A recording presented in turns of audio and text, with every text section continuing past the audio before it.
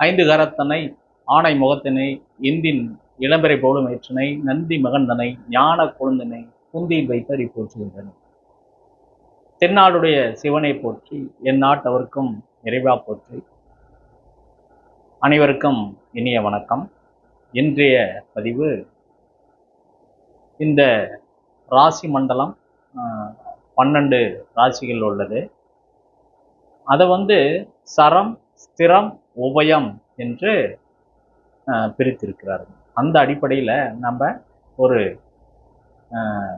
சர ராசி மண்டலத்தில் என்னென்ன வீடுகள் உள்ளது, அதனுடைய வாழ்வியல் தகவல் அமைப்பு முறை, இந்த உலகம் தோன்றிய காலத்தில் இப்படித்தான் இருந்திருக்கும் என்பதை அறுதியிட்டு சொல்லக்கூடியது தான் இந்த 12 ராசி மண்டலம்.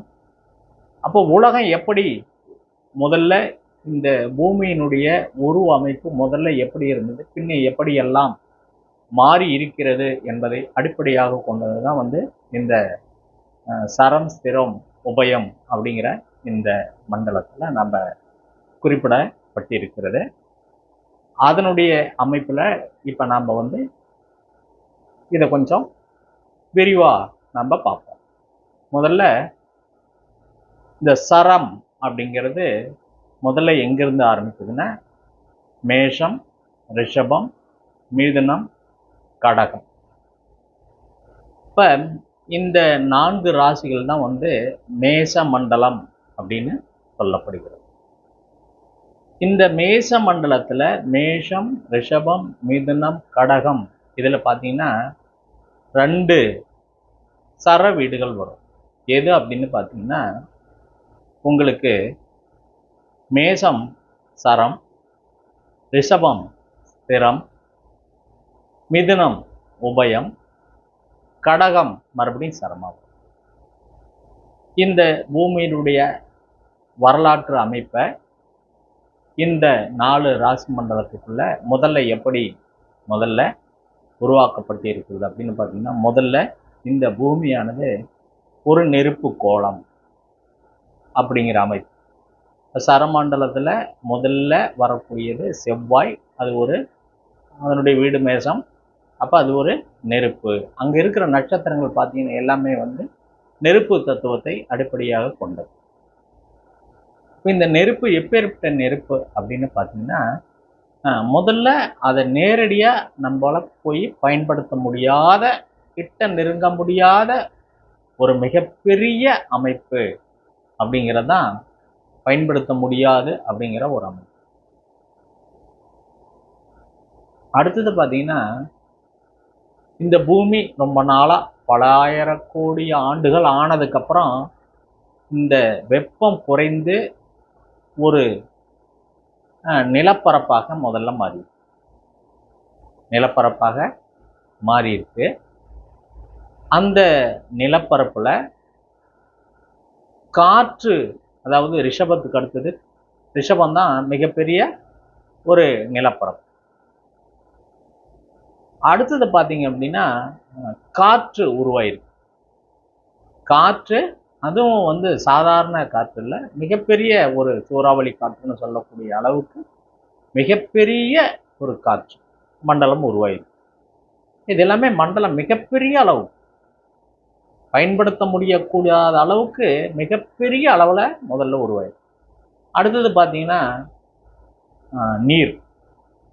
அப்போ இந்த நீர் எப்படி வந்திருக்கும் அப்படின்னு பார்த்தீங்கன்னா, பெருக்கெடுத்து கட்டுக்கடங்காமல் பெருக்கெடுத்து ஓடுகின்ற அந்த நீராக உள்ளது. அதை அப்போ நம்ம அந்த ஆறு, காட்டாறு எல்லாம் நம்மளால பயன்படுத்தி எந்த அமைப்பும் செய்ய முடியாது. இப்படித்தான் வாழ்க்கையில முதல்ல இந்த பிரபஞ்சத்துல பூமி உருவான அமைப்பு அப்படின்னு இந்த சரமண்டலத்தில் உள்ள அந்த மேஷம், ரிஷபம், மிதுனம், இதை கடகம் இதெல்லாம் குறிப்பிடப்படுகிறது. சரி, இப்ப இந்த மேஷ மண்டலத்துல தான் செவ்வாய் பகவான் ஆட்சி, சூரிய பகவான் உச்சம். அப்போ சூரியன் என்பது ஒரு அளப்பரிய சக்தி கொண்டது. அதனிட்ட நெருங்கவே முடியாது, அதை எதையுமே செய்ய முடியாது அப்படிங்கிற ஒரு ஆற்றலை, அதாவது ஒரு அரசு எல்லாத்தையும் வந்து பயன்படுத்தி கொள்ளும். ஆனால் ஒரு அரசனை பயன்படுத்தி கொள்ள முடியுமா அப்படின்னு பார்த்தீங்கன்னா முடியவே முடியாது. அதான் கிராமத்தில் ஒரு பழமொழி சொல்லுவாங்க. என்ன சொல்லுவாங்க?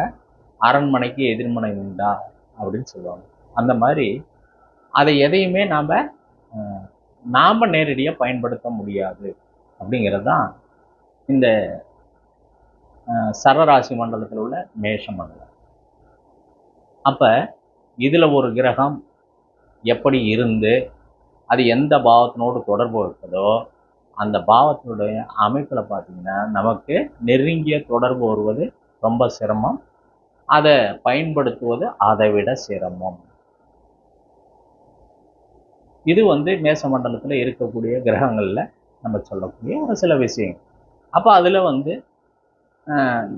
கிரகங்கள் எப்படி இருக்கிறது, அதில் வந்து 2 நட்சத்திரங்கள் கிருத்திகை 1ஆம் பாதம் இருக்குது. அடுத்தது பார்த்திங்கன்னா பரணி 4 பாதம் இருக்குது, அஸ்வினி 4 பாதம் இருக்குது, 9 பாதம் இருக்குது. இதில் வந்து புஷ்கர நவாம்சத்தில் அந்த பரணியில் 2 பாகங்களும் கிருத்திகை 1ஆம் பாதமும் இருக்குது.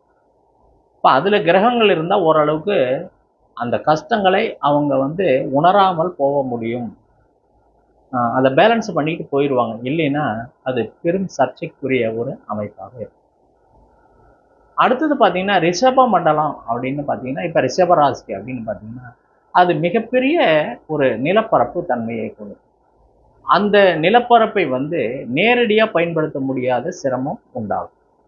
அப்போ அந்த நிலப்பரப்பு எப்படி அப்படின்னா மேய்ச்சல் நிலப்பகுதியாக இருக்கும். அப்போ அங்கே என்ன பண்ணலாம் அப்படின்னா அந்த ஆடு மாடுகளை மேய்த்து அதன் மூலம் வரக்கூடிய வருமானங்களை வைத்து அந்த குடும்ப அமைப்பு நிகழ்வு அமையும். அப்போ ஆடு மாடு விற்கிறது, பால் கறக்கிறது, அது சார்ந்த மாதிரி ஒரு தகவல் அமைப்பு இருக்குது.